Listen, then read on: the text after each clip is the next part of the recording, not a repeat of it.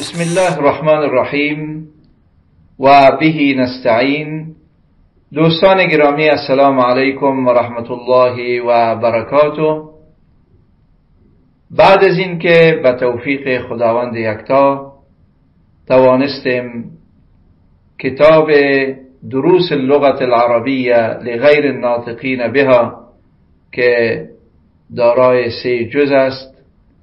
و همچنان دستور زبان عربی را شرح بدهیم و آن را در کانال یوتیوب و تلگرام بگذاریم، یک تعداد دوستان خواهش کردند تا کتاب العربیة بین یدیک را هم شرح داده و به یوتیوب و به وسایل اجتماعی بسپاریم. البته کتاب العربیة بین یدیک دارای 4 کتاب است که هر کتاب آن دارای 2 جزء است و هر جزء آن 7 یا 8 بخش است که مجموعاً سلسله این درس ها به 500 درس و یا بیشتر از آن بالغ می گردد. البته این کتاب در دانشگاه های متعددی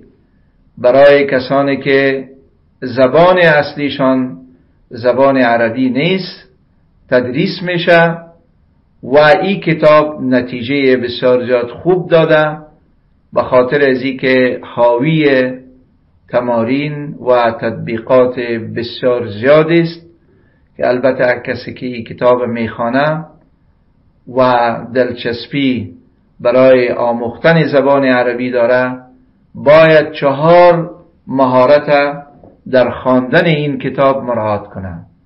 اول شنیدن کلمات به شکل صحیح آن، دوم محادثه و یا محاوره، سوم خواندن باید همیشه بخوانه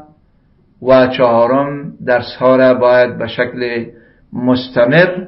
بنویسه. و البته ما از خداوند متعال آرزومندیم